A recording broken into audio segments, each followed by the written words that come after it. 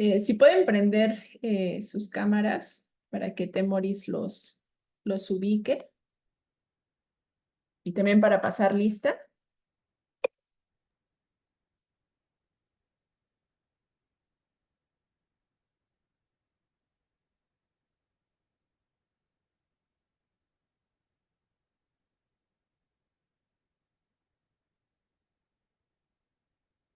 Bueno, pues hoy tenemos el gusto de tener aquí como invitado, ¿no? A Temoris Greco. Ahorita van a leer su, su resumen curricular, ¿no? Entonces, como mencionábamos en las clases, vamos a tener invitados que, pues, desde su experiencia, ¿no? Nos ayuden a comprender un poco cómo es que se desarrollan ellos dentro de espacios o contextos vulnerables, ¿no? En este caso, bueno, hoy tocó y tenemos la fortuna de tener aquí a Temoris Greco. Entonces, Roberto, no sé quién vaya a compartirnos la ficha. Mientras sonrían para tomarles la foto de asistencia. Hola, buenos días. Es Camila la que lo va a leer. Cam, Ah, si nos ayudas leyendo Es- la parte de la semblanza que te envié ahora. Sí, claro, se los leo. Gracias. Ok, Temoris Greco es un documentalista, politólogo y periodista independiente que ha reportado desde 95 países y territorios. Entre sus 7 libros publicados se encuentran Killing the Story, Ayotzinapa, Mentira Histórica y Canás, francotiradores de la Siria rebelde. Es guionista y productor de documentales como No se mata la verdad, Dos relámpagos de Alba y Mirar, Morir, El ejército de la noche de Iguala. Es miembro fundador de la asociación civil Ojos de Perro versus la Impunidad y de la Sociedad de Corresponsales de Guerra Frontline Freelance Register.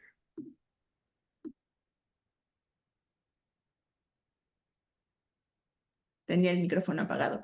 Te damos la bienvenida y pues ya, te escuchamos. Hola, bueno, pues muchas gracias por invitarme. Yo tenía entendido que me iban a hacer preguntas, no que iba a presentar una exposición. Entonces, no sé si me quisieran dar una guía. Eh, pues lo que podemos hacer igual y es, no sé, que les compartas a los estudiantes un poco de a lo que te dedicas, ¿no? Y a partir de ahí comenzamos a hacer preguntas. Bueno, pues soy un periodista, también analista político, documentalista, podcastero, pues ya, un poco de todo. Em, Empecé, el periodismo siempre fue una vocación desde muy chiquito, creo que desde los 12 o 13 años ya andaba haciendo un periodiquito y nada, ha conocido mi vida y también el ser freelancer, un freelance en el caso del periodismo, quienes se lo toman a mal, pues están pensando que no es una gente que no tiene una seguridad, por ejemplo, en los ingresos, que no tiene prestaciones sociales, y eso es cierto, son cosas que pesan, pero por el otro lado, tienes una libertad para escoger tus temas y para ir a donde tú quieres ir. Gracias a esto, he viajado muchísimo, le he dado 3 vueltas al mundo. Hay, con Haití, que acabo de ir el mes pasado, pues ya son 95 países y territorios desde los que he reporteado. Y me enfoco sobre todo en temas de conflicto, de problemas sociales, de derechos humanos, de derechos en general de la gente, de las minorías. Y en la última vuelta al mundo, pues concluyó cuando vine a México en 2014 y coincidió pues con la terrible desaparición, bueno, con los terribles crímenes que condujeron a la desaparición de los 43 estudiantes de Ayotzinapa, el asesinato de 6 personas y que también un chico más quedara en estado vegetativo. La indignación que eso produjo y sobre todo el manejo que hizo el gobierno mexicano cuando quedó claro que no estaban intentando encontrar a los chicos y que en realidad lo que estaban haciendo era un montaje, una gran operación para ocultar lo que verdaderamente había ocurrido, lo que había detrás de esos crímenes, este imperio criminal construido en el norte del estado de Guerrero, pero que realmente involucra a una buena parte del país y autoridades de muchos niveles, hasta el federal y hasta el ejército. Hubo pues esta indignación que en aquel momento provocó que muchísima gente se organizara, que muchísima gente formara colectivos y que los hubo de todo, de gente de teatro, de gente de cine, hubo un montón. Y nosotros formamos un colectivo muy diverso, entre periodistas, fotógrafos, cineastas, músicos, escritores. Se llama Ojos de Perro contra la Impunidad. Y a partir de ahí hemos estado haciendo estos documentales. Son documentales que en principio tienen que ver con el caso de Ayotzinapa, el que estamos estrenando el 10 de octubre con apoyo de la Ibero. Es el tercer documental que sacamos, pero también un libro que ya salió, también un podcast que ustedes pueden escuchar ahora mismo en Spotify o en Amazon o en Apple, que se llama Ayotzinapa 10 años sin justicia ni verdad. Ese ya empezó a salir. Y además de otros temas que hemos sacado también, temas sobre libertad de expresión. En, en, en YouTube pueden encontrar algunos de esos documentales que están libres ahí. Está Mirar morir el ejército en la noche de Iguala, Mirar morir Adendum, que es una actualización de ese documental, y No se mata la verdad, que tiene que ver con la violencia contra periodistas, o sea, con libertad de expresión. Y pues bueno, pues eso es, creo que ese es el autocurrículum. Muchas gracias, Temoris. A ver, preguntas que tengan los alumnos, algo que quieran saber. ¿Alguna? Sí, Camila. Yo llegué, Roberto nos pidió que te investigáramos un poquito antes de esta sesión y llegué a encontrar un blog que habla mucho de ti, de lo que, de todos los lugares a los que has viajado, en el que mencionas que fuiste a estudiar una maestría en ciencias políticas. Entonces nada más quería saber cómo es que este conocimiento en ciencias políticas te dio como ventaja en el periodismo. Sí, bueno, esa es una muy buena pregunta. Un Indro Montanelli, que fue un editor italiano muy importante de libros, decía que los periodistas somos personas que tenemos un océano de conocimiento de 1 centímetro de profundidad. O sea, que sabemos un poquitito de todo, pero con mucha superficialidad. Y ese es el problema, porque el periodismo pues tiene una gran responsabilidad de entender bien al mundo y después de eso de explicarlo también bien. Y si tú no tienes una preparación suficiente, pues ¿cómo vas a entenderlo y cómo lo vas a explicar? En mis primeros años, por ejemplo, alguna vez fui a entrevistar a un político que entonces era muy importante, un político del PAN, Luis Eche Álvarez, que aunque yo no coincidía con su postura ideológica, él era de Chihuahua y mi familia también, pues yo tenía simpatía por unas luchas que él había encabezado contra un fraude electoral. Y fui a entrevistarlo muy impresionado con él y él se dio cuenta de que tenía muy poco conocimiento o entendimiento de la política y de la teoría política. Y me cayó muy gordo porque en lugar de mostrar empatía con el joven reportero que llegaba, pues se empezó a burlar, o sea, pero a burlar sin reírse, ¿no? O sea, a decirme cosas para complicar. Y salí de ahí muy molesto, me sentí mal. Y luego también me encargaron de la revista Expansión, un editor de la revista Expansión me encargó hacer un pronóstico económico del año siguiente para México. Y yo no sé a quién se le ocurrió, o sea, bueno, a ese editor, pero a quién más se le ocurriría hacer eso, pero ya era la época en que yo le entraba a todo y yo decía, claro, por supuesto, sí. Quién sabe cómo se hace, pero seguro que lo puedo hacer. Y me puse a hacer el pronóstico económico y fui a entrevistar a varios analistas, entre ellos uno que se llama Jonathan Sheet, que en aquel tiempo era el jefe de analistas de un banco y después pasó a ser vicegobernador del Banco de México. O sea, un expertazo muy, muy conocido. Y me estaba explicando algo y se dio cuenta y me dijo, no entiendes nada de lo que te estoy diciendo, ¿verdad? Y yo, no entiendo nada, perdón, lo siento mucho, no debía haber entrado a hacer esto. Y fui a decirle al editor, oye, encárgale esto a un periodista que sepa de economía. Pero ahí me quedó claro que tenía que seguirme especializando, si no iba a seguirme haciendo la pata como esto. Entonces sí, efectivamente, en aquella época tú podías entrar al doctorado en España directamente desde licenciatura.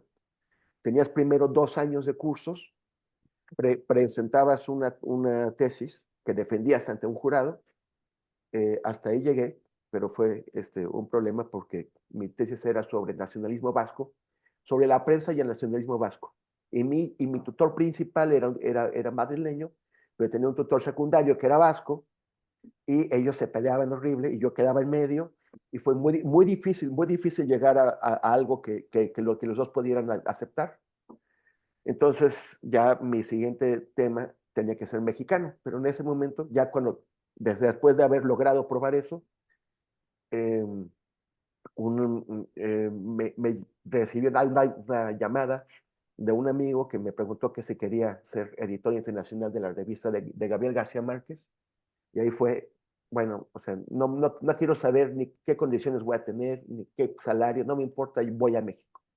Y eso significó, por tomar esa oportunidad, pues ya suspender el doctorado, pero sí llegué a defender el examen que en México equivale a maestría en teoría política. Bueno, el doctorado se llamaba Doctorado en Teoría Política, Teoría de la Democracia y Administración Pública. O sea, otra vez un montón de cosas, pero lo bueno es que te especializas. Yo me especialicé, pues como les comentaba, en nacionalismo. Gracias. Marcelo. Sí, hola, yo llegué un poco tarde, una disculpa, pero tuve la gran fortuna, gracias a Dios, de ya haber visto la peli junto con Koisa y Axel, bueno, un draft, estoy seguro que han cambiado varias cosas, pero supongo que a mí lo que más me impactó fue esto de que pensamos en este evento como algo muy mexicano, ¿no? Pues, que pasó en México, pero cuando ves la peli ves artistas de China, de Europa, de Estados Unidos, entonces como que te da una idea de cómo, se mueven estas cosas por el mundo, ¿no? Y mi duda para ti es un poco, pues después de haber hecho Mirar Morir, que toca el tema de una manera pues, muy directa, ¿no? Como de activismo un poco tratando de exponer la verdad. ¿Qué te inspira o qué te hace hacer este siguiente documental enfocándote en el arte, que, pues, qué hacen las personas alrededor de esto, ¿no? ¿Por qué darle ese enfoque? Bueno, en Ojos de Perro siempre hemos tenido dos líneas. Una línea de investigación periodística que trata de aportar elementos al debate. Cuando empezamos a trabajar esto, pues durante el sexenio de Peña Nieto, todo estaba controlado. O sea, toda la información que salía de Yotzinapa estaba pues manejada por el gobierno y por sus alfiles en los medios de comunicación. Entonces había una versión dominante, que era una mentira, la mentira histórica, que era la que veías en la tele, en la radio, en los principales periódicos.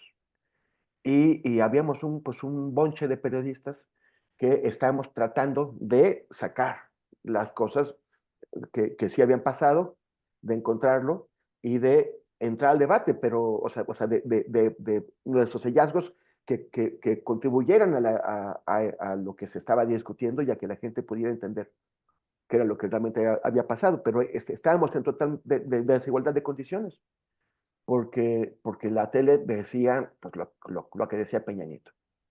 Entonces quisimos hacer este documental, el primero, Mirar Morir, eh, para, para tratar de entrarle al audiovisual. Yo como periodista escrito siempre me frustró pues, por el poco alcance que tienen los textos, porque somos un país en el que se lee pues poco. Y la idea de hacer este documental era llevar esta información a donde la gente pues, quiera verlo y también para ayudarlo a entenderlo. Entonces, eso hemos seguido haciendo. O sea, hicimos esos dos docus que ya les conté, Mirar, Morir y el Adendum.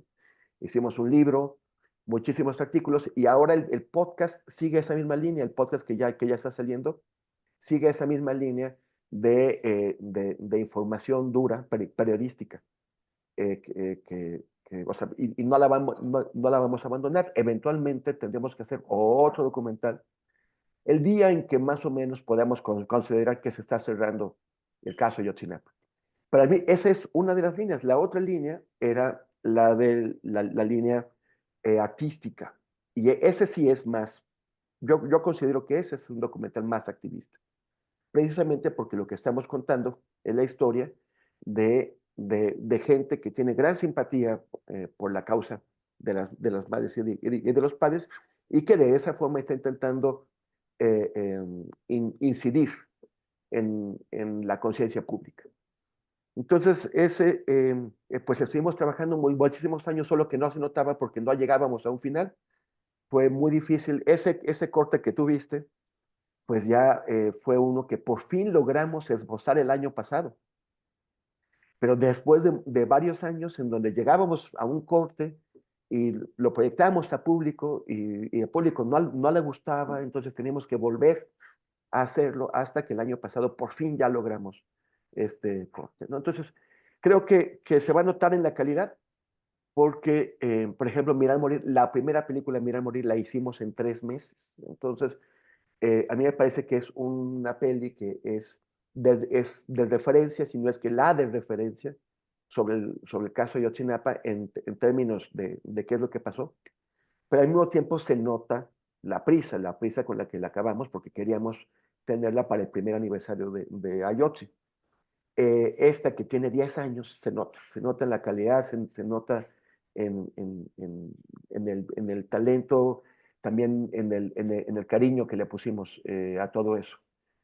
Pero bueno, las dos líneas van a continuar. O sea, este es un trabajo que no, este tema, pues vamos a tener que seguir acompañando, o queremos seguir acompañando a las madres y a los padres hasta que tengan justicia y verdad. Muchas gracias. Muchas gracias, Temoris. Tenemos una pregunta en el chat y Pablo González, perdón, te pregunta, ¿cómo te preparas emocional y psicológicamente para cubrir estas historias? ¿Y qué consejo darías a jóvenes periodistas interesados en el periodismo? Sí, ese es un tema muy complicado, porque efectivamente, tanto periodistas como otras personas, como defensores de derechos humanos, o abogados que trabajan con víctimas, pues eso te va lastimando, ¿no? Te va dañando. Pues ahora hay más atención a eso. Hay organizaciones que tratan de apoyar a periodistas dándoles cursos de manejo de síndrome postraumático. El, pero en realidad cada quien lo procesa pues, de una manera distinta. O sea, las personas somos súper diferentes. Y no sé, yo no sé dónde guardo eso. Trato, trato de cuidarme, trato de no exponerme demasiado a cosas duras, porque de todos modos es parte de mi trabajo. Pero, quién sabe, es una pregunta, quién sabe. Pero siempre hay que tener cuidado. O sea, veo amistades que de pronto se exponen demasiado a eso y se nota y empiezan a, a mostrar signos de ansiedad o de estar enojado, no de cólera de la enfermedad. Y entonces hay que decirles, oye, mira, no tienes por qué estar así. O sea, tienes que pararle un momento, tienes que saber. O sea, no hay ninguna manda, ¿no? Usted que te obligue a ir hasta lo último. Hace un mes y medio fui a Haití y cuando llegué ya había un amigo mío, un fotógrafo, que todos los días muertos, muertos, muertos, muertos, y muertos horribles y muertos más feos que los otros. Y cuando llegué le dije, tienes que parar, o sea, tienes que parar, vamos a entrevistar gente, vamos a buscar algo porque ya estás muy amolado. Y pues bueno, ¿qué consejo puedes dar? Pues consejos miles, pero sobre todo que el periodismo es una profesión de apasionados, de gente apasionada. No es una profesión, decía Kapuscinski, que los cínicos no sirven para este oficio. Y es así, o sea, tú, ¿qué es lo que quieres hacer? Tú puedes dedicarte a muchas áreas del periodismo, puede ser política, puede ser cultura, puede ser ciencia, pero serán cosas que te apasionen. Y también decía el Gabo, que es el mejor oficio del mundo, porque te permite, si te gusta aprender, es para que aprendas, para que investigues y aprendas.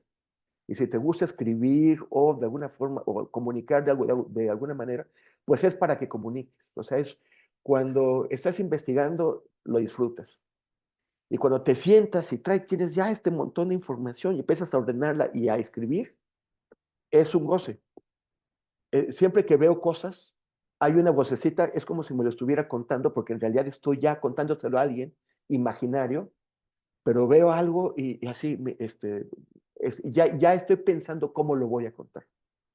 Y llevarlo eso, pero el problema es que sí me genera un poquito de ganas de ya lo quiero hacer. Y pues en ese momento no puedes, ¿no? Entonces cuando por fin logras sentarte y escribir y que nadie te moleste, bueno, placer. Muchas gracias, Maurice. Diego,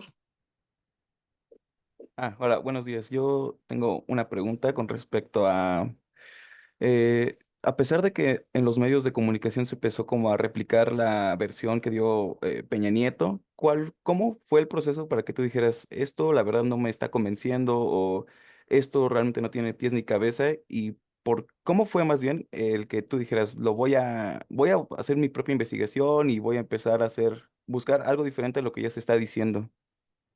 Sí, bueno, yo he llevado muchos años fuera del país y no pensaba quedarme, o sea, vine y de pronto pasó eso y empecé a quedarme y aquí sigo. Pero yo no tenía intenciones de trabajar ese tema a nivel periodístico porque me sentía muy distante, muy ajeno, ¿no? O sea, a México y en particular a Guerrero, que es un estado muy difícil. Pero sí quería conocerlo, entonces empecé a ir a la escuela, o sea, a Iguala y a la escuela, a hablar con gente para tratar de entender qué había pasado. Y al final ocurrió que esa distancia que yo tenía, esa lejanía, se convirtió en una ventaja, porque yo podía ver cosas que eran anormales, pero para la gente de ahí ya era normal, ¿no? O sea, por ejemplo, empecé a buscar, porque yo entendía que no habían desaparecido un montón de chicos ya como, ay, qué fenómeno tan raro, es único y no va a volver, y no va a volver a pasar. Una compañera me habló de que había habido una desaparición masiva de estudiantes de secundaria en un pueblo que se llama Cocula. Entonces fui a investigarla, parece que no ocurrió tal desaparición masiva, pero con otro colega empezamos a darle la vuelta al estado de Guerrero buscando historias y nos dimos cuenta de que había un área a donde no entraban las autoridades o entraban solo de vez en cuando, un área inmensa, rodeada de cuarteles militares y navales. Entonces, yo les preguntaba a los colegas y decían, sí, pues ahí es tierra de nadie, ¿no? Pero para ellos eso era normal, así era. O sea, no se preguntaban si había que investigarlo o entrar. Entonces, sí llegamos a entrar algunos pueblos fantasma que habían sido vaciados por los criminales. Pero la pregunta es, ¿por qué las autoridades no han protegido a la población? O sea, cuando medimos todo este territorio, tenía el tamaño de la República de Haití. O sea, es inmenso. Y como las carreteras que lo circundan hacen como una especie, son como de 5 lados, le puse el pentágono de la amapola, porque pues es un sitio que el Estado mexicano ha abandonado para permitir que ahí, bueno, eso era desde ese momento cuando la amapola se vendía mucho por ser la cocaína, ya no tanto por el fentanilo, pero es para permitir el cultivo de amapola que había sido introducido por dos generales que ya investigando, el general Acosta Chaparro y el general Quirós Hermosillo, fueron quienes introdujeron el cultivo de la amapola a esa zona en los años 70 y también fueron quienes encabezaron la guerra sucia, ellos mismos. Entonces llegué a Ciudad de México y planteé esto a un periódico y se publicó. Y allí pues empecé ya a hacer este trabajo periodístico que se conjuntó con el de mucha otra gente, con otros periodistas, con Marcela Turati, con John Gibler, o sea, con un montón de periodistas que han estado siguiendo con esto. Estos trabajos periodísticos que cuestionaban la versión oficial, que incluso encontramos cosas. Mi compañero Pepe Jiménez, esas son las imágenes que incluimos en Mirar Morir,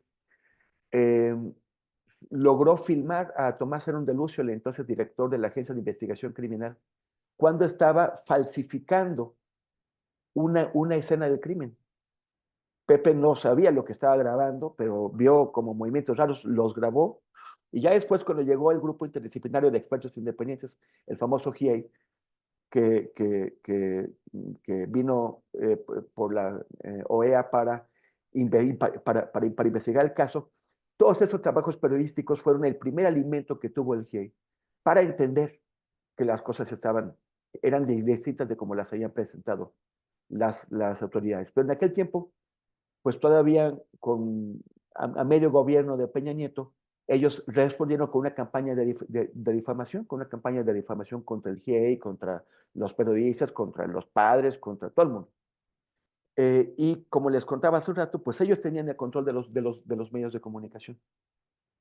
Y con eso o sea, lo que querían era desacreditar a todos los que contradijéramos la verdad histórica para tratar de imponerla, pero fracasaron. Cuando el GIEI empezó a dar sus informes, la verdad histórica quedó exhibida como mentira y entonces cambiaron de estrategia. Su estrategia fue la de, si nuestra versión no se impone, pues que no se imponga ninguna. Y empezaron a sembrar información falsa, información medias verdades, información por aquí y por allá, en un caso tan complejo que lograron confundir a la gente, que ya no sabía, o sea, la gente nos decía, pues ¿a quién le creo? Ya no sé. Por eso, parte del aporte, o uno de los principales aportes del trabajo que hicimos y de los documentales, fue ordenar información, darle una coherencia lógica, para que la gente pudiera entender cuando lo que estaban intentando hacer era confundir. Entonces, pues así fue, o sea, fue para nosotros muy importante, o sea, era lo que podíamos hacer. Todo el mundo quiere hacer algo cuando ocurre una tragedia, pero no todos entendemos de qué forma podemos ayudar o incidir de alguna manera. La nuestra fue hacer investigación y productos comunicacionales para tratar de ayudar a la gente a comprender y de combatir esa mentira histórica. Ahora, en aquel tiempo también se difundió otro documental con un nombre parecido al nuestro, se llama La Noche de Iguala, parece eso fue hecho por periodistas corruptos, afines a aquel régimen, que intentaban darle un sustento a la mentira histórica. Pero de ese documental ya nadie se acuerda, creo que solo yo. Entonces, o sea, creo que al final, ese esfuerzo donde éramos los chiquitos, éramos los que no teníamos recursos, obvio no teníamos tele, con el tiempo, pues, un trabajo honesto y dedicado y riguroso fue el que se impuso en contra de las fabricaciones y los montajes que se estaban haciendo por parte de quienes sí tenían todos los recursos. Muchas gracias. Muchas gracias, Temoris. Michelle, Sí, yo te quería preguntar, ¿Cómo es que son tus primeros acercamientos como a historias tan trágicas? O sea, ¿cómo te vas ganando la confianza de la gente? Me imagino que Mm. no es fácil y mucho menos rápido. Y pues más también con lo que ahorita mencionas de que pues pueden haber periodistas corruptos que justo vayan como a justificar las verdades del gobierno. ¿Cómo es que tú le das a entender a la gente que tu trabajo es honesto y que lo que más quieres es ayudar más que sacarles información o lo que sea? Sí, fíjate que, bueno, voy a seguir hablando de Ayotzinapa porque creo que es un buen ejemplo de lo que estás preguntando. Llegó muchísima gente a Guerrero. Los periodistas locales se reían porque decían que de pronto los periodistas chilangos habíamos descubierto que existía Guerrero, ¿no? Entonces llegó mucha gente, periodistas con buenas intenciones, periodistas con malas intenciones, periodistas con buen, con buena metodología, otros sin ella. O sea, unos de buena calidad, o sea, porque tú puedes tener unas buenas intenciones, pero igual no sabes tratar con víctimas y acabas revictimizando. Y hay otros que se van con malas intenciones a tratar de exhibir a las madres, a los padres, a la gente que estaba alrededor. Entonces, y las madres y los padres pues no tenían ninguna experiencia con esto, no tenían ninguna experiencia. Ellos eran pues muchos gente que trabajaba en el campo o que eran obreros en zonas sumamente pobres, que jamás se habían imaginado que iba a llegar un periodista de la Ciudad de México a preguntarle qué le pasaba. Entonces, para ellos fue un golpe también muy fuerte, cometieron muchos errores y cómo no cometerlos, ¿no? Hablando con gente que después manipuló lo que les había dicho, pero también pues así se aprende, ¿no? Y ahora los ves a muchos de ellos, por ejemplo, doña Cristina Bautista, que es una indígena que al principio no hablaba español, y ahora tú la ves y es una mujer que ya ha adquirido el manejo de medios y un manejo también en mítines, habla muy bien, tiene mucha fuerza, es muy clara. Pero eso es pues en el curso de 10 años de trancazos, ¿no? Entonces, sí, pues para nosotros fue el primer acercamiento que tuvimos fue irles a preguntar a las madres y a los padres cómo iban a pasar la Navidad en aquella primera Navidad en que no sabían dónde estaban sus hijos. E hicimos un pequeño cortito que está en YouTube, en donde ellos explican, es muy duro. Y después, como pues yo tengo amigos en muchas partes del mundo, les pedí que se grabaran enviándoles un mensaje a los padres. Entonces hicimos otro cortito también de Navidad, en donde gente hasta de Irak, ¿no? De Irak, de Egipto, de Australia, les decían que les deseaban lo mejor y justicia y los acompañaban. Entonces eso, ahí las madres y los padres pudieron entendernos mejor, se pudieron ver quiénes éramos y a empezar a tener confianza. Y es una confianza que ante lo que estaban viviendo, pues me parece que sería muy difícil darla así, pero ellos lo hicieron y nos abrieron las puertas, ¿no? Creo que al final ya nos vieron hasta con cariño. Pero sí, esa es una parte vital, ¿no? Muy, muy delicada. ¿Cómo lograr acceso? ¿Cómo lograr que la gente te abra las puertas? Y yo creo que también más importante que todavía que eso es, si ya te abrieron las puertas y son víctimas, pues cómo no traicionarles. O sea, cómo cuidar tu trabajo para que esas personas no se arrepientan de haberte dado su confianza. Gracias. Gracias, Temoris. Daniel. Sí, bueno, buenos días. Primero que nada, llegué un Buenos poquito días. tarde, una disculpa. Yo quisiera saber cómo es que tú haces para mantener un cierto nivel de motivación para seguir hablando de estas cosas, porque sabemos que también una de las razones por las cuales el gobierno y distintos pues organizaciones o medios que trabajan afines a sus intereses se enfocan en que los periodistas le pierdan la pista a las cosas y pierdan pues las ganas de seguir trabajando, a veces incluso a través de la violencia.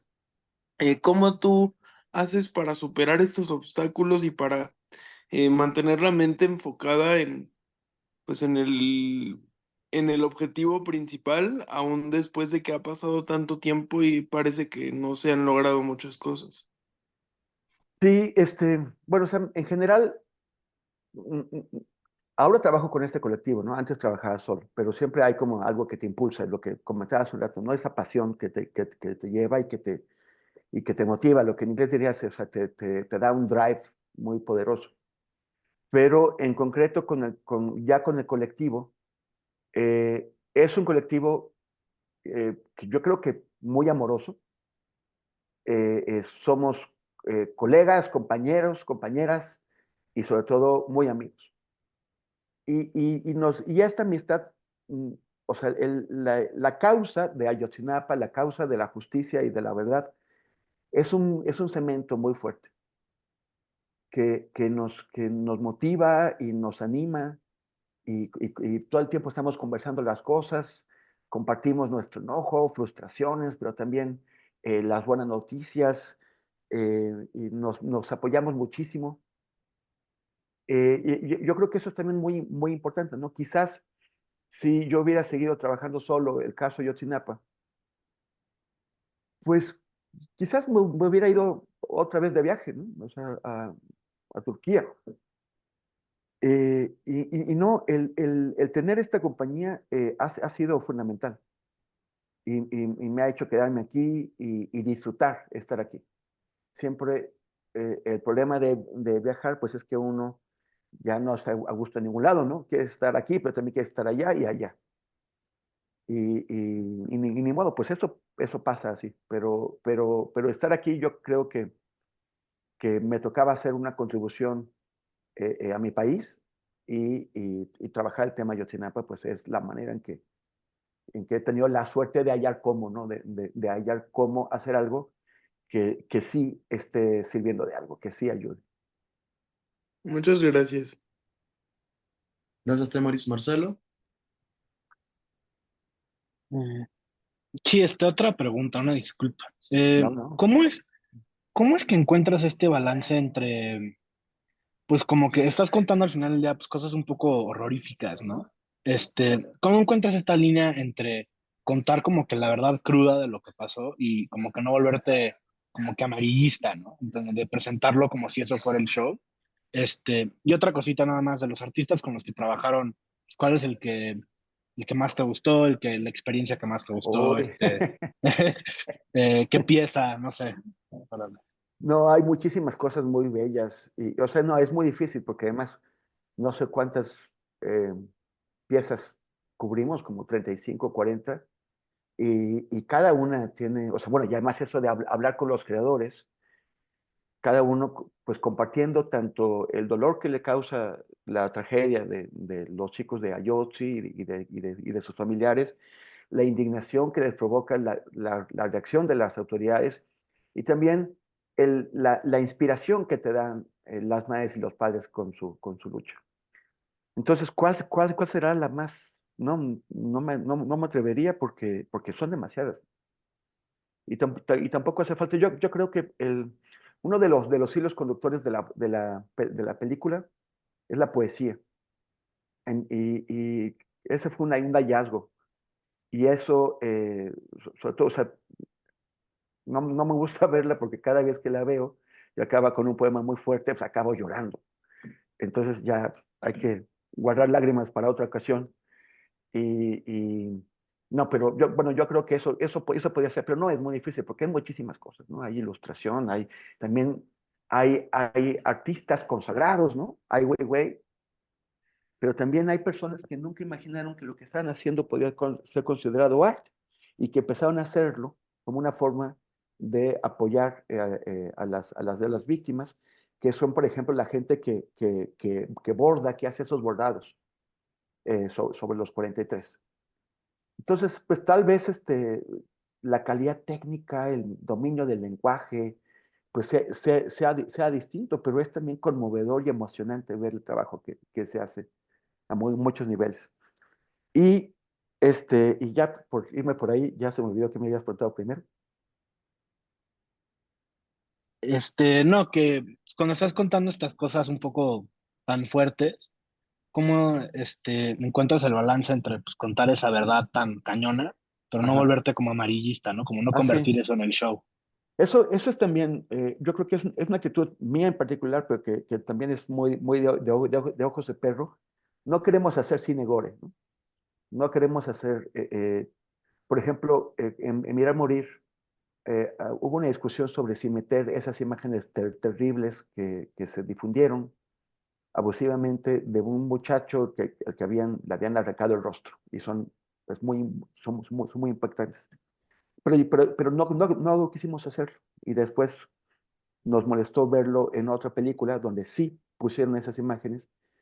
En el estreno, y en el estreno estaba la viuda del chico y su hijita chiquita, y de pronto se confrontaron con eso y fue muy feo. Y también, por ejemplo, en No se mata la verdad, que es sobre violencia contra periodistas, tampoco quisimos presentar las imágenes del cadáver de Javier Valdés. O sea, no nos gusta. Pensamos que ya es muy fuerte todo lo que está pasando como para además tratar de utilizar recursos que son pues, como de chantaje, ¿no? Y que no abonan a que la gente entienda mejor un fenómeno. Ahora que estaba o sea, que iba hacia Haití, pues había estado leyendo todo lo que se estaba haciendo de ahí. Y veía que, o sea, cuando tú pones eh, pura violencia, o sea, qué es lo que hace la tele, qué es lo que, o sea, la espectacularidad, los bombazos, los asesinatos, todo eso, acabas banalizando los fenómenos y acabas desmovilizando a la gente. Por ejemplo, en el caso de Haití, mucha gente ve todo eso y dice, pobre país, no tiene remedio, ¿para qué nos preocupamos por él? Y yo no quería hacer eso. Entonces fui y precisamente este amigo que ya estaba muy desgastado porque llevaba 2 semanas cubriendo muertos y muertos todos los días, él sí necesitaba algo, entonces logré sacarlo de ahí para buscar otro tipo de gente que nos mostrara que Haití tiene esperanza y que la gente sigue viviendo y sigue llevando su vida cotidiana a pesar de todo, a pesar de los disparos y de la violencia. En Puerto Príncipe vive 1 millón de personas que tienen que vivir. Y muchos de ellos son niños que tienen que jugar. Alguna vez, una de las fotos que más me gustan de mi trabajo, lo hice en Alepo, en Siria, en 2013. Y es una especie como de galería comercial techada, medio oscura, donde hay unas niñas. Al fondo se ve la calle iluminada del sol, pero las niñas están en la oscuridad, tomadas de las manos y están dando vueltas, están jugando. Y lo que yo quería mostrar, o sea, ellas no podían salir a la parte iluminada porque había francotiradores. Entonces tenían que quedarse ahí bajo el techo. Pero igual ahí tenían que divertirse. O sea, en esto normalmente los medios de comunicación no lo explican, pero en todas las guerras hay gente común y corriente, hay familias que están sufriendo el conflicto y que tienen que sobrevivir. Y esas familias tienen niños a los que tienen que alimentar, pero no solamente los tienen que alimentar, tienen que darles la oportunidad de jugar. Entonces, en las guerras los niños juegan, solo que eso no suele presentarse. Esa foto, robándome el título de aquella canción de Cyndi Lauper, le puse, las niñas solo quieren divertirse. Y una ex, ya entonces era mi ex, pero todavía me preguntaba muchas cosas, se molestó, porque me dijo que estaba banalizando la guerra al contar la historia de la gente que vive ahí y que no está peleando la guerra, que está sobreviviendo a ella. Y yo le dije, pues, no sé, me dolió que no pudiera entender cuál era el sentido de lo que estaba haciendo, y le expliqué es que contar la historia de la gente normal hace que la gente normal en otro lado se siente identificada con ella y recupere las ganas de actuar y de hacer algo para mejorar las vidas de las personas que están sufriendo. Muchísimas gracias. Gracias, Temoris. Desiree. Sí, yo quería preguntar, ¿cuál fue el proceso por el que pasaste para saber que querías dedicarte al periodismo? Pues no, pues que no hubo un proceso. O sea, como contaba, hay una película que se llama, muy vieja, se llama El año que vivimos en peligro. Es con este actor australiano de ojos azules que luego salió fascista, pero Mel Gibson. Y se llama El año que vivimos en peligro. Y entonces es sobre un joven reportero australiano que llega a Indonesia en un momento en el que Indonesia tenía un conflicto súper fuerte. Y él llega a querer mover las cosas y hacer su periodismo, pero o sea, se siente muy poderoso y al final acaba saliendo todo mal. Pero a mí me pareció fascinante esa idea de llegar a un lugar en el que no conoces nada, no entiendes nada y empezar. O sea, es una cosa que disfruto mucho. Llegar a un país que me resulta totalmente ajeno y de pronto empezar a entender cositas, esto y esto, y ya que entiendes varias cosas, empezar a ver los hilos comunicantes, ¿no? Las relaciones entre distintas cositas. Para que, y luego hablas con gente y preguntas y empiezas a armar tu historia.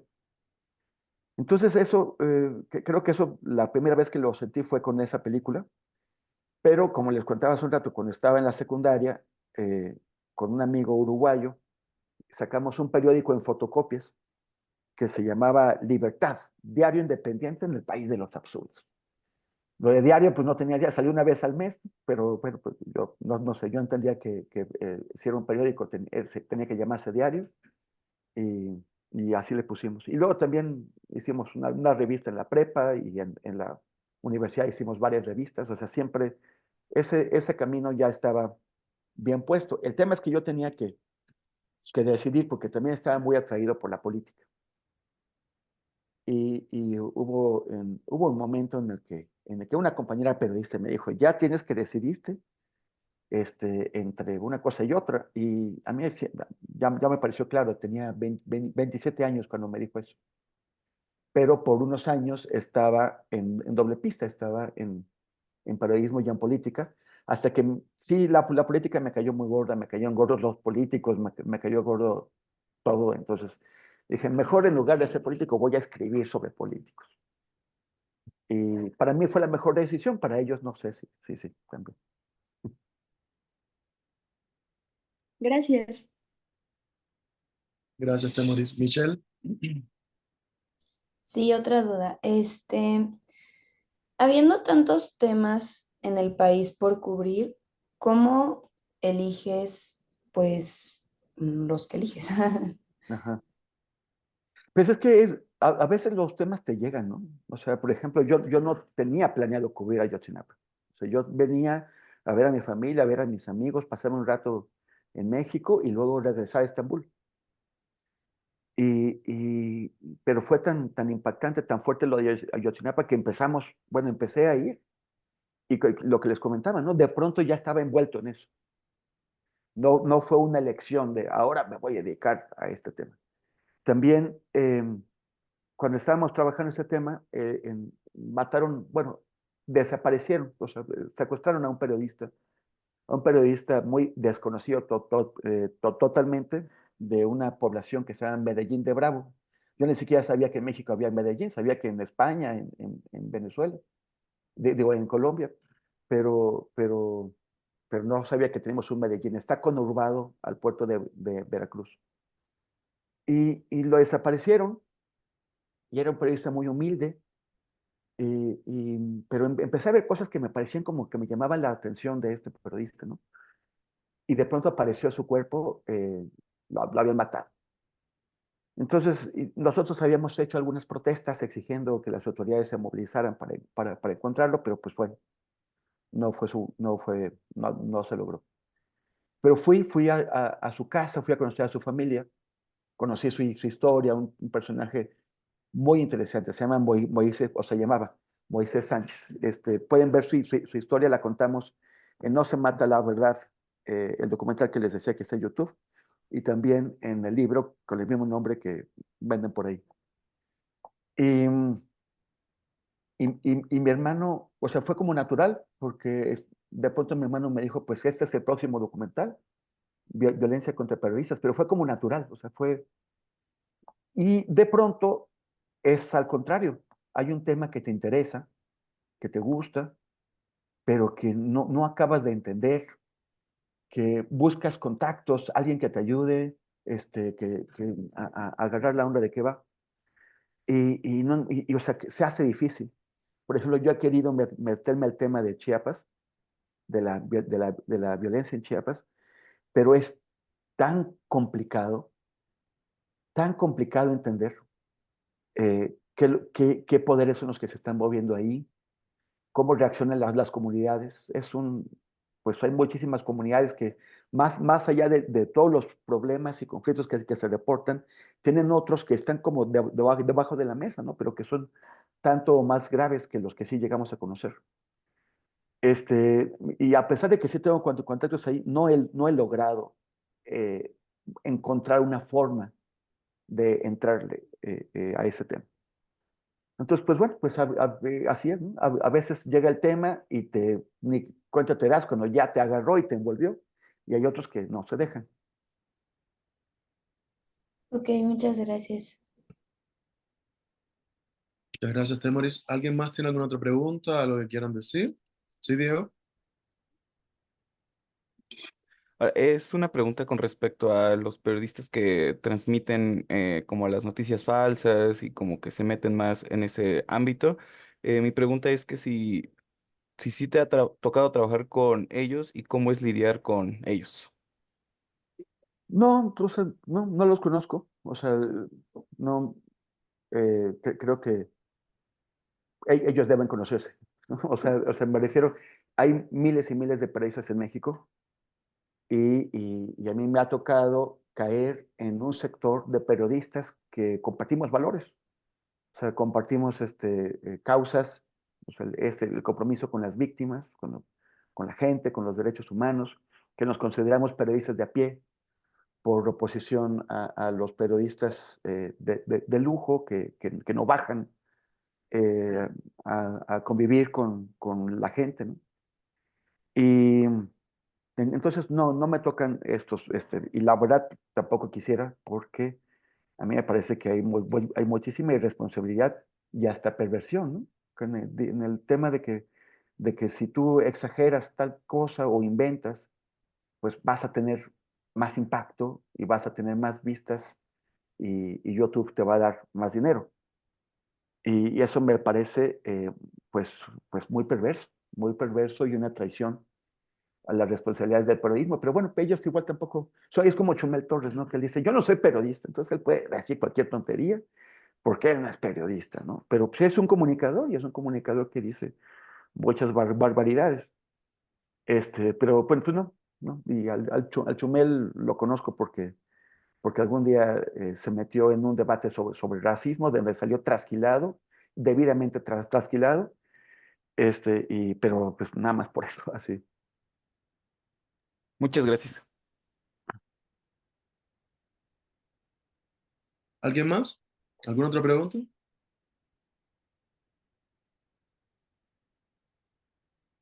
Bueno, yo. Temoris, ¿cuáles han sido de los proyectos en los que has participado, los que te han parecido más complejos y por qué?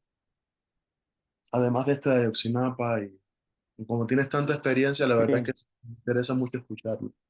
Pues es que no sé, por ejemplo, siempre que vas a viajar a un país donde hay un conflicto, tienes que o sea, tienes que prepararte muy bien, porque pues está en juego tu vida, ¿no? Y por ejemplo, para ir a Haití, yo llevaba mucho tiempo queriendo ir y no encontraba cómo.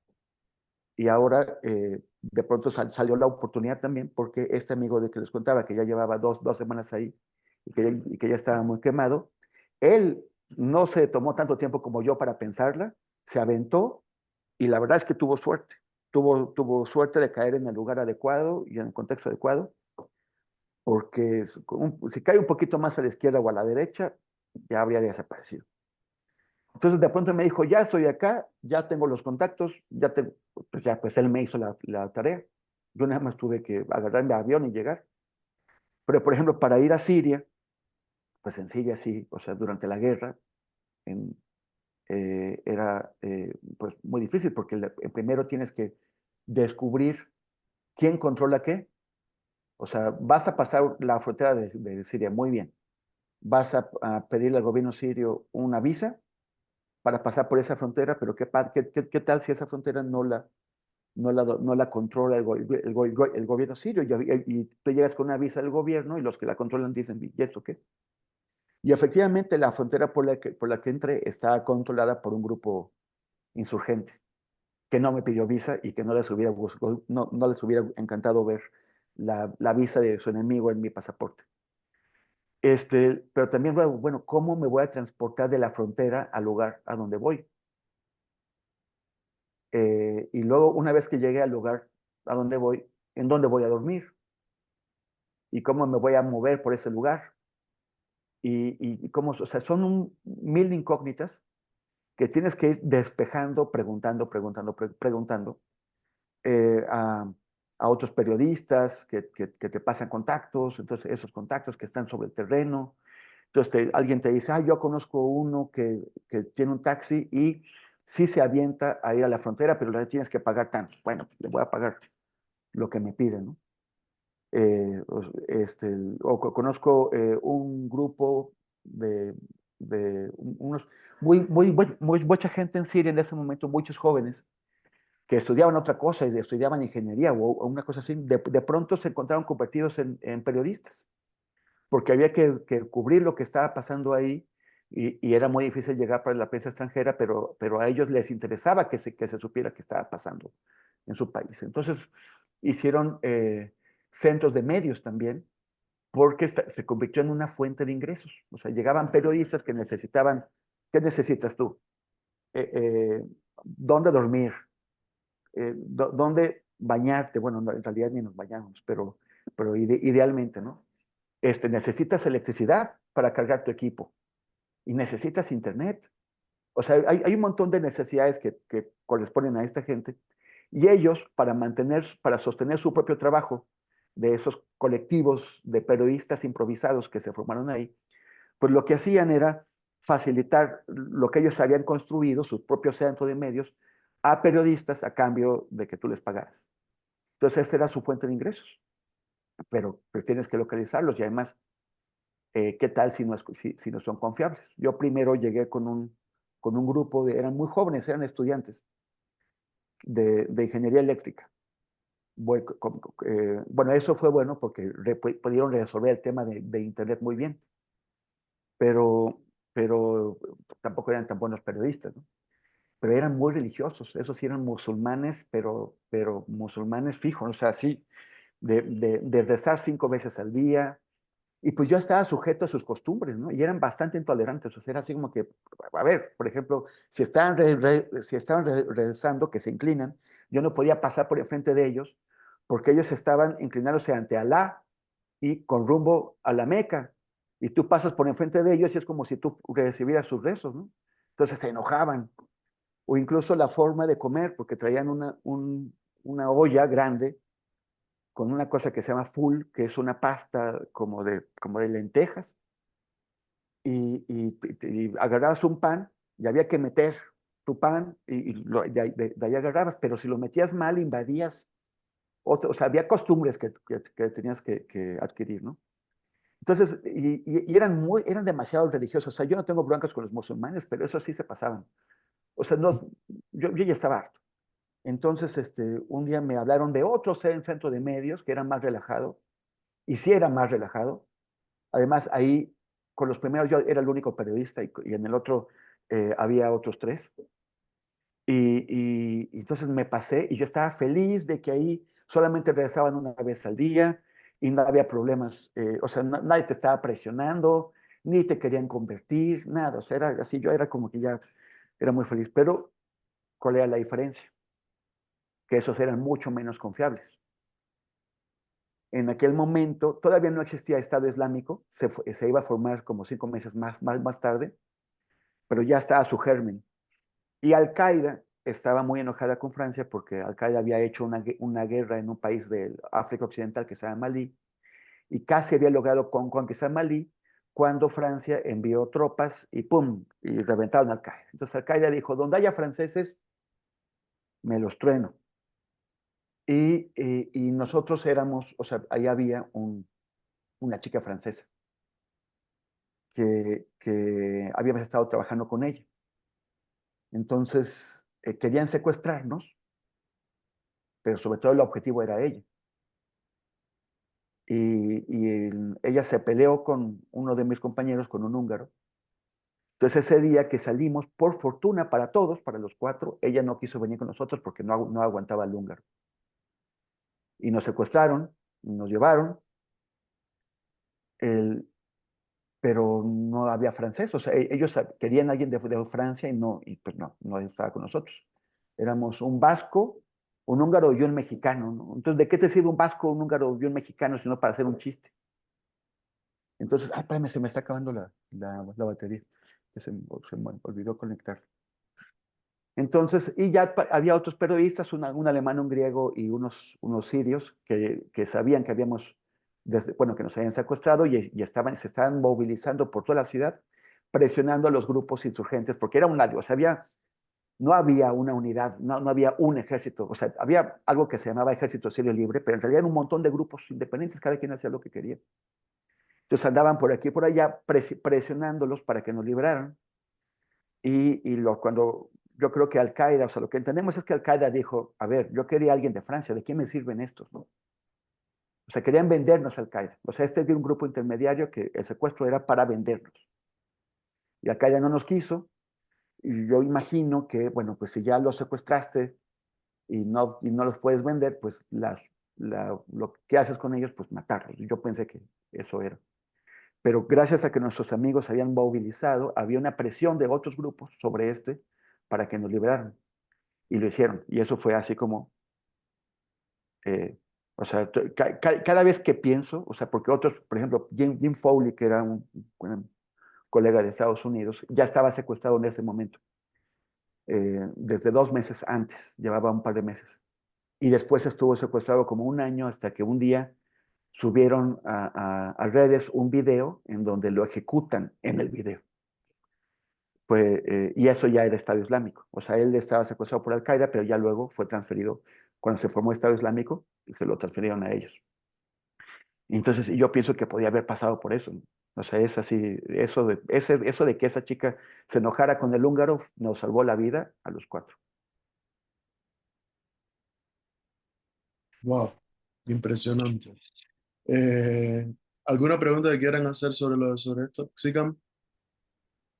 Sí, también llegué a leer que hiciste, no sé si fue perdón, no sé si fue una maestría o qué fue exactamente sobre estudios africanos, Un sobre, curso.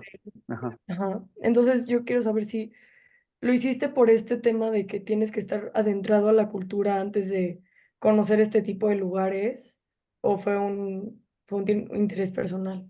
Fue una oportunidad, o sea, de pronto se abrió ese curso que no existía y nosotros, o sea, estábamos haciendo el doctorado en la Autónoma de Madrid, pero ese curso fue en la Complutense. Pero alguien nos contó, hay un curso de estudios africanos y así fue automático, creo que todos dijimos, va, y nos fuimos a meter y o sea, porque había algunos especialistas muy interesantes sobre África. Y yo no había ido a África todavía, pero ya me encantaba. Entonces, fui muy feliz en ese curso. Y sí, cuando llegué a África, pues cuando empecé a ir a África, ya tenía algunos elementos para entender mejor lo que estaba viendo, ¿no? El sufrimiento del colonialismo. Gracias, Temoris. Otra pregunta que te tengo. ¿Cómo ves el panorama del periodismo mexicano actual y cómo crees que se pueden insertar los nuevos estudiantes cuando se gradúen en ese panorama del periodismo? Uy, esa pregunta sí. O sea, es muy difícil. Depende también de lo que cada quien quiera hacer, ¿no? Yo veo que mucha gente empieza con iniciativas independientes que eventualmente les va abriendo camino. Hay una chica que está terminando prepa o ya terminó prepa, se llama Galia Thibault. Y me encanta porque ya tiene 2 documentales hechos, sí, con un nivel básico, pero va, entrevista gente y ella misma edita y hace cosas y yo creo que ahí se ve la madera de alguien que va a tener éxito haciendo documentales. El, yo creo que empezar a hacer cosas ahora es lo que eventualmente te va colocando y te va generando. Es muy importante que te conozcan. Si ya ven si ya has logrado colocar alguna cosa que tenga cierto impacto mejor. También, pues hace falta mucho las iniciativas propias, ¿no? Yo un poquito harto pues de pronto los medios mexicanos me parecen muy centrados en mirar su propio ombligo, o sea, en mirar el ombligo de México. Muy centrados en México, poco interesados en temas internacionales. Y como yo trabajo esos temas internacionales, pues me cuesta trabajo colocarlos como freelance, pues tratar de que me los publiquen. Entonces, abrí una newsletter de suscripción.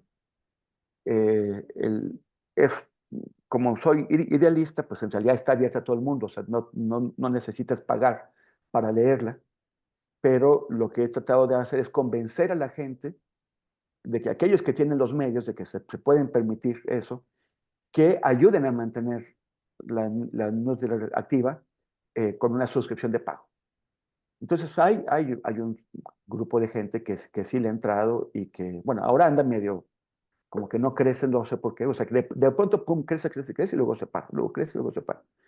Entonces ahorita anda medio pasguata, pero sí ya es un ingreso que me da un poquito de independencia. O sea, independencia como para decir, me voy a ir a Haití, aunque yo sé que los medios de comunicación, de lo que produje en Haití, solamente un texto se publicó en un medio corporativo. Todo lo demás se publicó en mi newsletter, ¿no? Pero me encantó tener donde publicarlo y recursos para hacerlo. Entonces, también los medios independientes, o sea, los proyectos independientes, son una manera de abrirte paso. Sí, pero bueno, es que también es muy difícil. El panorama, el mercado de medios cambia muchísimo porque todas las nuevas tecnologías han sido, pues como tienen que ser, muy disruptivas. Entonces, estos debates sobre cómo sostener a los medios de comunicación se están dando todo el tiempo desde hace 20 años o 25 años. O sea, todo el tiempo la gente se pregunta si la publicidad puede servir, pero esas plataformas inmensas internacionales, Google, Facebook y todas esas, se han apoderado del mercado publicitario y le dan migajas a los medios de comunicación. Entonces eso afecta la capacidad de los medios para sostener un periodismo de calidad. Entonces se buscan subvenciones, ¿no? A través de fundaciones o organizaciones, o se buscan que lo que yo estoy intentando hacer, explicarle a la gente cuál es la importancia de hacerse parte en sostener al periodismo que le gusta, el periodismo que le sirve. Porque finalmente el periodismo acaba sirviendo a quien lo financia. Si lo financia el Estado, pues sirve al Estado. Si lo financian grupos empresariales, pues acaba sirviendo a los grupos empresariales. Si lo financia la sociedad, entonces puedes hacer eso que es lo mejor, ¿no? Servir a la sociedad. Pero es un debate continuo de hace muchos años que no sé cuándo va a acabar porque yo creo que seguiremos viendo transformaciones profundas en el ámbito tecnológico y eso significa que los modelos de negocio van a tener que seguir adaptándose. Muchas gracias. Justamente sobre esto estábamos discutiendo en la clase de ayer. Eh, Vamos para darle la palabra a Patricia para que te haga una pregunta y después si quieres como compartirnos dónde podemos seguirte, con dónde podemos seguir tu trabajo para ir como que concluyendo, si te parece bien. ¿Sí? Muy bien. Sí, Patricio. Hola, ¿qué tal? Buenos días. No, o sea, nada más mi pregunta sería como qué consejo nos darías a nosotros basándote en tu experiencia sobre si nosotros tenemos interés en el periodismo, ¿cuáles serían como tus principales consejos para, pues, para llevarlos a cabo, ¿no? Gracias. Pues el primero es obvio, es de lo que estábamos hablando, pero es ganar una independencia económica te permite ser fiel a tu proyecto y te da comodidad.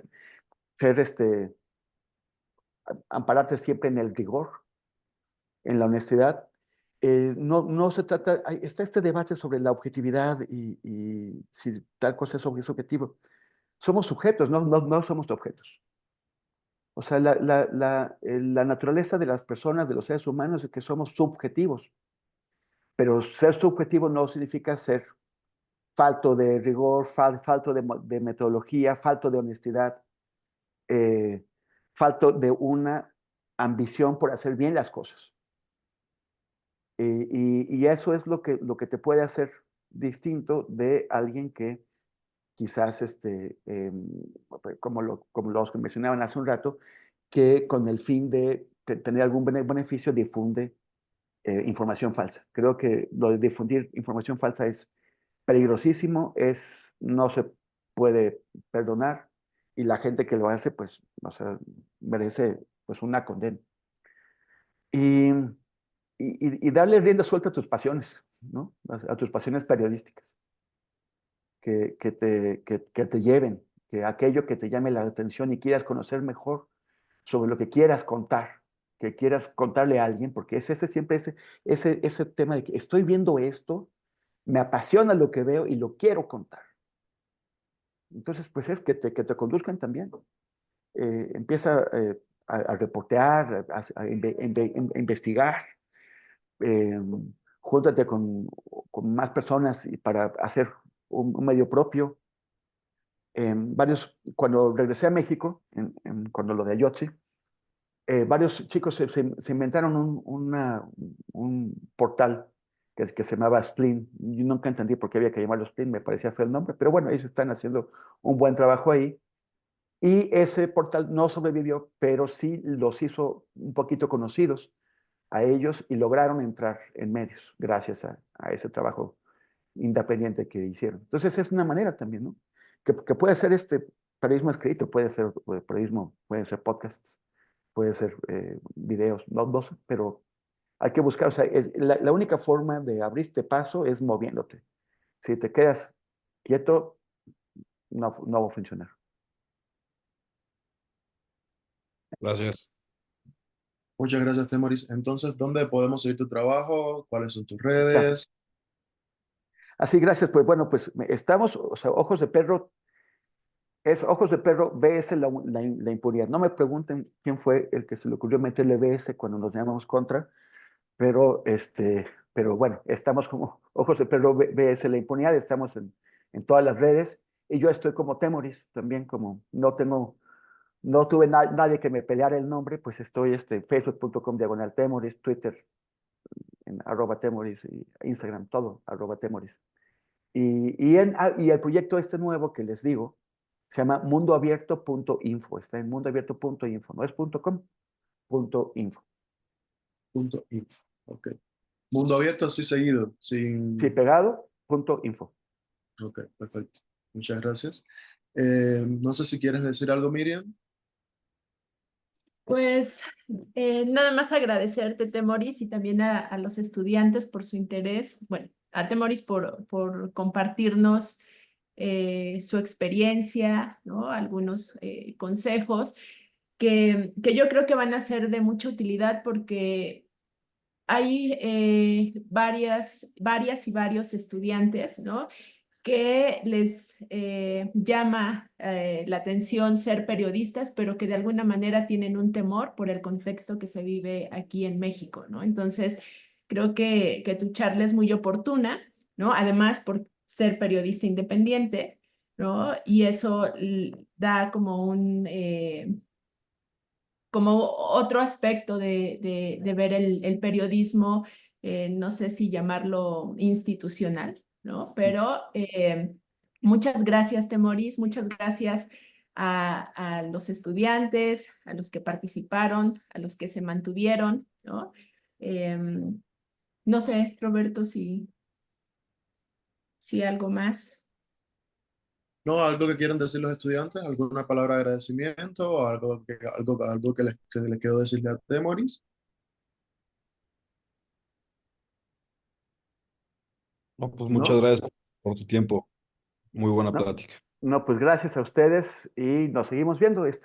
Acuérdense que va a haber presentaciones del nuevo documental en la Ibero. Sí, que de hecho aquí hay algunos estudiantes que van a participar en la parte de los eventos o redes sociales. Ah, excelente. Muchas gracias. Ujú. Bueno, te estaremos enviando tu constancia digital. Vale, vale, muy bien. Muchas gracias.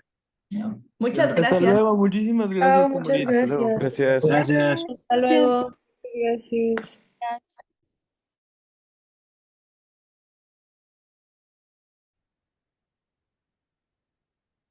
Y creo que se van a quedar los que están en el